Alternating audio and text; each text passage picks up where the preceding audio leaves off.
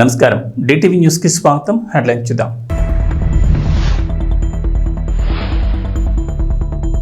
తెలుగు రాష్ట్రాల్లో జోరుగా వర్షాలు, స్తంభించిన జనజీవనం, మరో 2 రోజుల పాటు వానలు.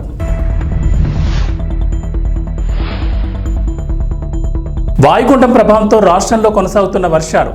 బెంజ్ సర్కిల్లో అత్యధికంగా 161 సెంటీమీటర్ల వర్షపాతం నమోదు. మంగళగిరిలో 29 సెంటీమీటర్ల వర్షపాతంతో 30 ఏళ్ల రికార్డు గల్లంతు.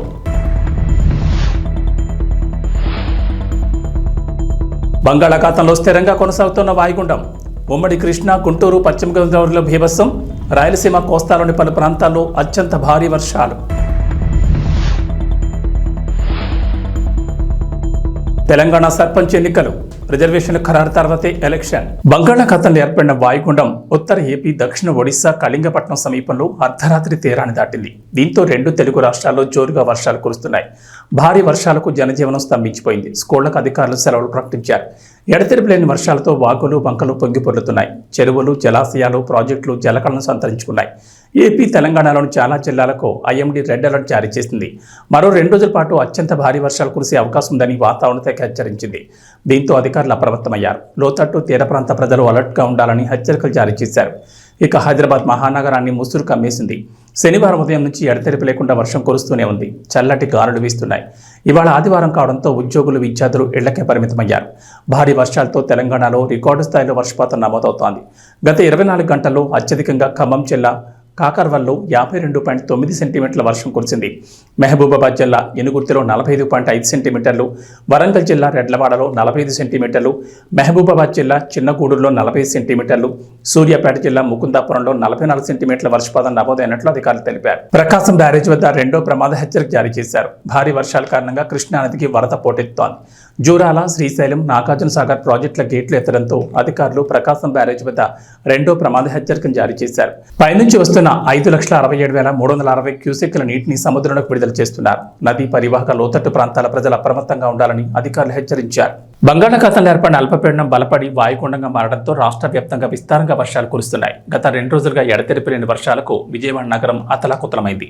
లోతట్టు ప్రాంతాలన్నీ నీట మునిగిపోయాయి. రోడ్లన్నీ జలమయం కావడంతో జనం తీవ్ర అవస్థలు పడ్డారు. 24 గంటల వ్యవధిలో ఏకంగా 29 సెంటీమీటర్ల వర్షంతో వరుణుడు కుంభవృష్టి కురిపించాడు. దీంతో 30 ఏళ్ల కిందటి రికార్డు బద్దలైంది. రహదారులన్నీ ఏరులయ్యాయి. ఏకధాటి వర్షాలకు మొగల్రాజపురంలో కొండచర్యలు ఇళ్లపై విరిగిపడి 6గురు మృతి చెందారు. బెంజ్ సర్కిల్లో 161 మిల్లీమీటర్లు, గన్నవరం ఎయిర్పోర్ట్ వద్ద 123 మిల్లీమీటర్ల వర్షపాతం నమోదైనట్లు ఏపీకి చెందిన ప్రముఖ వాతావరణ నిపుణుడు కె ప్రణీత్ తెలిపారు. ఈ స్థాయిలో ఆగస్టులో వర్షం కురవడం 200 ఏళ్ల తర్వాత ఇదే మొదటిసారని అన్నారు. తాడేపల్లిలో 121 మిల్లీమీటర్లు, మంగళగిరిలో 118 మిల్లీమీటర్లు వర్షం కురిసింది. సరిగ్గా 25 ఏళ్ల కిందట 1999లో ఈ స్థాయిలో వరద నీరు, వర్షపు నీరు నగరంలోకి చేరి ప్రజలు అనేక ఇబ్బందులు పడ్డారు. అప్పట్లో కృష్ణానది వెంట కరకట్టలు తెగిపోయేలా ప్రమాదకరమైన పరిస్థితులు నెలకొన్నాయి. పశ్చిమ మధ్య బంగాళాఖాతంలో ఏర్పడిన అల్పపీడనం శనివారం బలపడి వాయుగుండంగా మారి స్థిరంగా కొనసాగుతోంది. ప్రస్తుతం విశాఖపట్నానికి ఈశాన్యంగా 80 కిలోమీటర్లు, కళింగపట్నానికి నైరుతిగా 40 కిలోమీటర్లు, ఒడిశాలోని గోపాల్పూర్కి నైరుతిగా 160 కిలోమీటర్ల దూరంలో కేంద్రీకృతమై ఉన్నట్లు భారత వాతావరణ విభాగం వెల్లడించింది. వాయుగుండం గంటకు 6 కిలోమీటర్ల వేగంతో కదులుతోందని, ఆదివారం కళింగపట్నం వద్ద తీరం దాటే అవకాశం ఉందని అంచనా వేసింది. దీని ప్రభావంతో రాష్ట్రంలో ముఖ్యంగా కోస్తా, రాయలసీమలోని కొన్ని చోట్ల భారీ నుంచి అతి భారీ వర్షాలు, కొన్ని ప్రాంతాల్లో మోస్తరు వర్షాలు కురుస్తాయని తెలిపింది. పశ్చిమ వాయు దిశగా కదులుతోన్న ఈ అల్పపీడనం శనివారం రాత్రి తీరం దాటే అవకాశం ఉందని ముందు అంచనా వేశారు. కానీ ఇది ఆ ప్రాంతంలో స్థిరంగా ఉండడంతో ఆదివారం ఉదయం తీరం దాటుతుందని భావిస్తున్నారు. ఇక అరేబియా సముద్రంలో ఏర్పడిన తుఫాను అస్నా కేంద్రం నుంచి బంగాళాఖాతంలోని వాయుగుండం కేంద్రం వరకు ఋతుపవన ద్రోణి కొనసాగుతోందని అమరావతి వాతావరణ కేంద్రం పేర్కొంది. వీటి ప్రభావంతో శనివారం రాష్ట్ర వ్యాప్తంగా భారీ నుంచి అతి భారీ వర్షాలు కురుస్తాయి. తెలంగాణలో సర్పంచ్ ఎన్నికల కోసం ఆశావాహులు ఎదురు చూస్తున్నారు. ఇప్పటికే గ్రామాల్లో పలువురు సర్పంచ్ ఎన్నికల్లో పోటీ చేసేందుకు రెడీ అయిపోయిన నేతలు ప్రజలను మచ్చిక చేసుకునేందుకు ప్రయత్నిస్తున్నారు. మంచి చెడులకు హాజరై ప్రతి సందర్భాన్ని వాడుకుంటూ ఓటర్లను ప్రసన్నం చేసుకునేందుకు విశ్వ ప్రయత్నాలు చేస్తున్నారు. ఈ ఏడాది ఫిబ్రవరిలో సర్పంచుల పదవీకాలం పూర్తయింది. ప్రస్తుతం గ్రామ పంచాయతీల్లో ప్రత్యేక అధికారుల పాలన సాగిస్తున్నారు. ఈ నేపథ్యంలో పంచాయతీ ఎన్నికలపై నిర్వహణపై తెలంగాణ ఎన్నికల కమిషనర్ పార్థసారథి కీలక ప్రకటన జారీ చేశారు. రాష్ట్ర ప్రభుత్వం రిజర్వేషన్లు ఖరారు చేసిన తర్వాత పంచాయతీ ఎన్నికల నోటిఫికేషన్ వస్తుందని చెప్పారు. శనివారం పలు రాజకీయ పార్టీల ప్రతినిధులతో ఎస్ఈసీ సమావేశమయ్యారు. నోటిఫికేషన్ వచ్చే వరకు ఓటర్ల నమోదు కొనసాగుతుందని చెప్పారు. ఈ నెల 6న ముసాయిదా జాబితా రిలీజ్ చేస్తామని తెలిపారు. మొత్తం 3 దశల్లో బ్యాలెట్ విధానంలో ఎన్నికలు నిర్వహించనున్నట్లు వెల్లడించారు. అసెంబ్లీ ఎన్నికల జాబితాలో ఆధారంగా వార్డులు, గ్రామ పంచాయతీల వారీగా ఓటర్ల జాబితాను ప్రస్తుతం రూపొందిస్తున్నట్లు వెల్లడించారు. కర్నూలు జిల్లా వెల్దుర్తి మండలం సిహెచ్సి వైద్యశాలను జిల్లా ఇన్ఛార్జ్ వైద్యశాఖ అధికారి భాస్కర్ ఆదివారం ఆకస్మిక తనిఖీ నిర్వహించారు. ఈ సందర్భంగా వైద్యశాలలో ఉన్న పేషెంట్తో వివరాలు అడిగి తెలుసుకున్నారు. ఈ సందర్భంగా ఆయన మాట్లాడుతూ వర్షాభావ పరిస్థితుల వల్ల ప్రతి ఒక్కరూ దోమల నివారణకు పాటుపడాలన్నారు. ముఖ్యంగా నీటిని కాచి వడబోసి తాగాలని సూచించారు. జిల్లా అధికారి వెంట సిహెచ్సి వైద్యులు doctor Rangaswamy, doctor Dharani, doctor Naveen, Govardhangiri, PHC doctor Guvan Teja, Ramallakota PHC health supervisor Mohan తదితరులు పాల్గొన్నారు.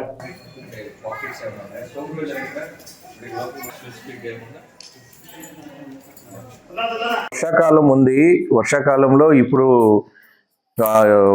తుఫాను వల్ల ఎక్కువ వర్షాలు పడుతున్నాయి. ఈ వర్షాలకి మనం ముఖ్యమైన జాగ్రత్తలు కొన్ని అయితే ఖచ్చితంగా తీసుకోవాలి. అందులో నంబర్ 1 వచ్చేసి వాటర్ బాయిల్ చేసుకొని చల్లార్చుకొని తాగాలి. ఫస్ట్ వాటర్ బార్న్ డిసీజెస్ రాకుండా మనం చేసుకోవాలంటే మనం ఇంట్లో చేసుకున్న పనులు, మనం చేసుకోగల పనులు ఫస్ట్ మనం కొన్ని అయితే ఖచ్చితంగా చేయాలి. ఈ అవేర్నెస్ చాలా ముఖ్యం. మనము తాగే నీరు పరిశుభ్రంగా ఉండాలి. మనకు వర్షాకాలంలో ఎక్కడైనా కంటామినేషన్ జరగచ్చు.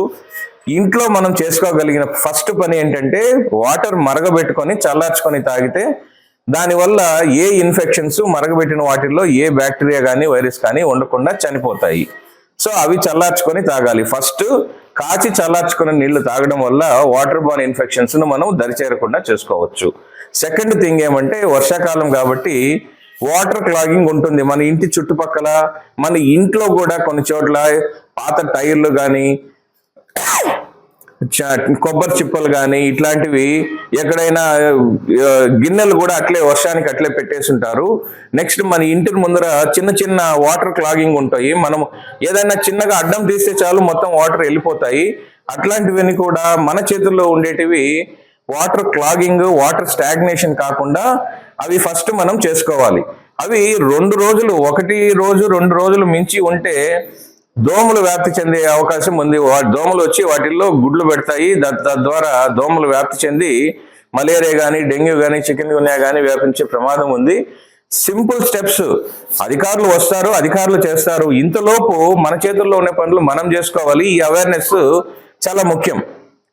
మన ఫస్ట్ మన చేతుల్లో ఉండే పని మనం చేసుకుంటే ఎవరో వస్తారు, వాళ్ళు చేస్తారు అన్న దానికన్నా మనమే స్టార్టింగ్ ఇనిషియేటివ్ మనమే తీసుకుందాం. సో ఈ వాటర్ ఇంట్లో ఉన్న గిన్నెల్లో ఉండే వాటర్లు బోలి చేసి పడేయడము, టైర్లలో ఇప్పుడు ఖచ్చితంగా వర్షం పడుతుంది కాబట్టి ఈ టైర్లు ఎక్కడన్నా ఇంట్లో లోపల పెట్టున్నా, వెనకల వసారాలు పెట్టున్నా వాటిల్లో నీళ్లు చేరుతాయి. ఆ నీళ్లు వంపేస్తే ఫ్యూచర్ ఖచ్చితంగా మీరు చూడండి, మీ ఇళ్లలో ఎక్కడైనా టైర్లు ఉంటే ఖచ్చితంగా వాటిల్లో నీళ్లు చేరుంటాయి. దాంట్లో దోమలు ఉంటాయి. ఆ పురుగులన్నీ కూడా కనపడేటివి దోమలు ఉంటాయి. అవన్నీ తీసేస్తే ఖచ్చితంగా మీ ఇంటికే కాకుండా మీ కమ్యూనిటీ, మీ సమాజానికి కూడా మీరు మంచి చేసిన వాళ్ళు అవుతారు. అవన్నీ తీసేసేయండి. ఇవి 2 చాలా ముఖ్యమైన పని. ఇప్పుడు ఇంకా వర్షాలు పడుతున్నాయి కాబట్టి మా హెల్త్ స్టాఫ్ వస్తారు, హౌస్ టు హౌస్ సర్వే చేస్తారు, ఫీవర్ సర్వే చేస్తారు. నెక్స్ట్ మీ ఇళ్లలో ఎవరికైనా వాంతులు, బేదులు, విరోచనాలు ఉన్నాయా చేస్తారు. ఇంకా వైరల్ ఫీవర్స్ ఎక్కువ ప్రబలుతాయి. ఇప్పుడు వైరల్ ఫీవర్స్ ముఖ్యంగా శ్వాసకోశ వ్యాధులు వస్తాయి. అప్పర్ రెస్పిరేటరీ ట్రాక్ట్ ఇన్ఫెక్షన్స్ అంటాము.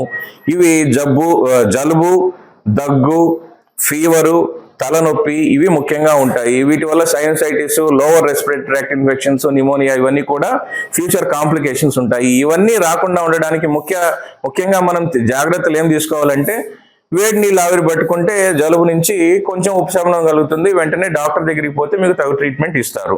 అది ఒకటి. Next thing dos and do nots అనేసి మనము ఏమైతే చేయాలి, ఏమైతే చేయకూడదు అని చెప్పేసి మా హెల్త్ సిబ్బంది మీకు క్లియర్ కట్గా అవేర్నెస్ ఇస్తారు. ఎక్కడెక్కడైతే మీరు ఫర్ ఎగ్జాంపుల్ ఇప్పుడు మనం మాట్లాడుకునేటివన్నీ ఏం చేయాలి, ఏం చేయకూడదు అనేటివి కూడా మీకు చెప్తారు. వాటిని అదేవిధంగా మనము మీకే కాకుండా మన సమాజంలో అందరికి కూడా ఈ అవేర్నెస్ వ్యాప్తి చేసేదిగా చూసుకోండి. Thank you. మణిపూర్ రాష్ట్రంలో అత్యధిక జనాభాగా ఉన్న కూకీలు నివసిస్తున్న ప్రాంతాన్ని కేంద్రపాలిత ప్రాంతంగా ప్రకటించి పూర్తి రక్షణ కల్పించాలని Kuki students organisation Hyderabad demand చేసింది. పాండిచేరి మాదిరిగా రాజ్యాంగంలోని 239వ ఆర్టికల్ ప్రకారం కేంద్రపాలిత ప్రాంతంగా ప్రకటిస్తే మణిపూర్ రాష్ట్రంలో కూకీలు శాంతియుత జీవనం సాగిస్తారని వారు తెలిపారు. హైదరాబాద్ బషీర్బాగ్ ప్రెస్ క్లబ్లో ఏర్పాటు చేసిన సమావేశంలో కూకీ స్టూడెంట్ ఆర్గనైజింగ్ ప్రతినిధులు లోనా డొంగల్, లెట్కోలన్ సవంటక్ తదితరులు మాట్లాడారు. మణిపూర్లో కూకీ, నాగోస్ 48% జనాభాగా ఉండగా మైతాస్ కులస్తులు 52% ఉన్నారని, గత సంవత్సరం జరిగిన సంఘటనలో కూకీలు తీవ్రంగా నష్టపోయారని వారు ఆరోపించారు. 191 మంది హత్య చేయబడ్డారని, 39 మంది అదృశ్యమయ్యారని, 41,000 మంది మణిపూర్ రాష్ట్రాన్ని విడిచి వేరే రాష్ట్రాలకు వలసపోయారని, తెలంగాణ కూడా అధికంగా వలస వచ్చారని వారు తెలిపారు. కూకీలపై బాంబులు వేసి జాతిని నాశనం చేయాలని మణిపూర్ రాష్ట్ర CM Biren Singh audio viral అవుతున్న నేపథ్యంలో కూకీలు తీవ్ర ఆందోళన చెందుతున్నారని అన్నారు. మణిపూర్ దాడులపై జ్యుడిషియల్ కమిషన్ ఏర్పాటు చేసి నివేదికను సమర్పించినప్పటికీ ఇప్పటి వరకు ఎలాంటి చర్యలు తీసుకోలేదని, బాధ్యులైన దోషులపై కఠిన చర్యలు తీసుకోవాలని వారు డిమాండ్ చేశారు. Secretary for Kuki Student Organization, Hyderabad branch, and I am Francis Haukim.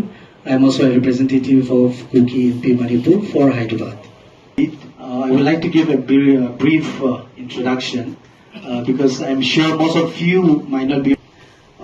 Kuki Student Organization is the apex and one of the highly esteemed. 3rd 2023, we were headquartered in Infal, but after the violence we have shifted our headquarters. KSO Hyderabad branch is one of the branches of Kuki Student Organization, is to promote the welfare and development of the student community, to pursue various studies as well as careers across various cities in India. So the aim of Kuki Student KSO Hyderabad branch also organizes regular academic as well as several cultural activities to meet those goals. As well as the various branches has been forced to raise our voices against the various atrocities which are meted out to our community in Manipur.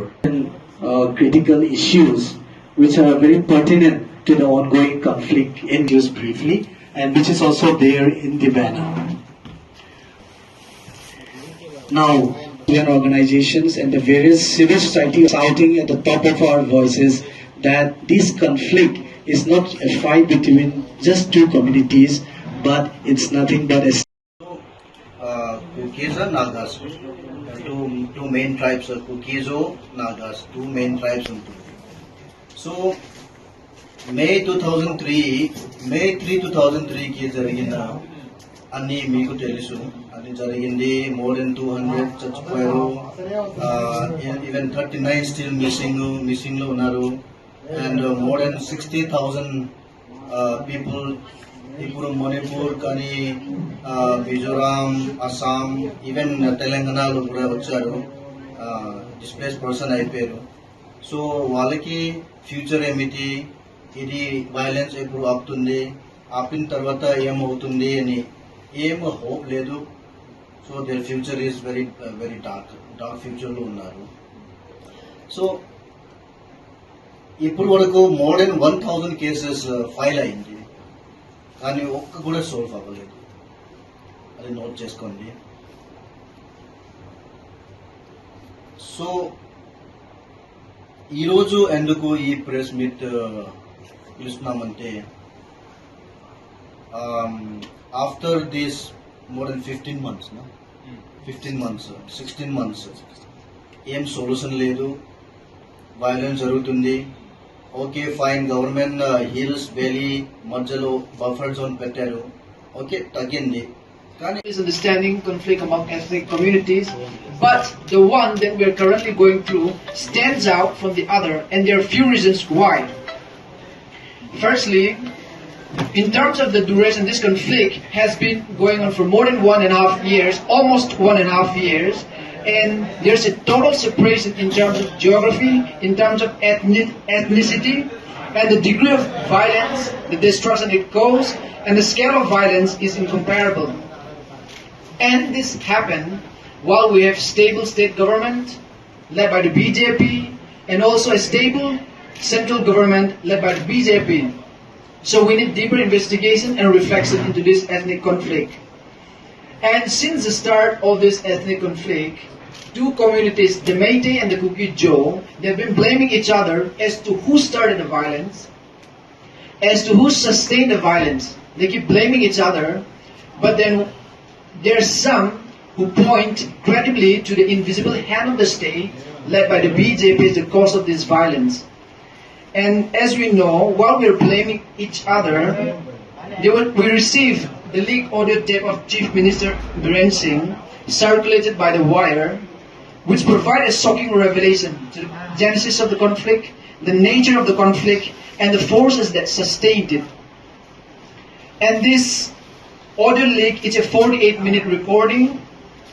It was done in person at a meeting with the Chief Minister in his official residence. The sources claiming anonymity for safety reason. YCP అధినేత మాజీ CM YS Jaganmohan Reddy Kadapa జిల్లాలో పర్యటిస్తున్నారు. బెంగళూరు నుంచి శనివారం ఉదయం కడప ఎయిర్పోర్టుకు చేరుకున్న జగన్ను చూసేందుకు జనం ఎగబడ్డారు.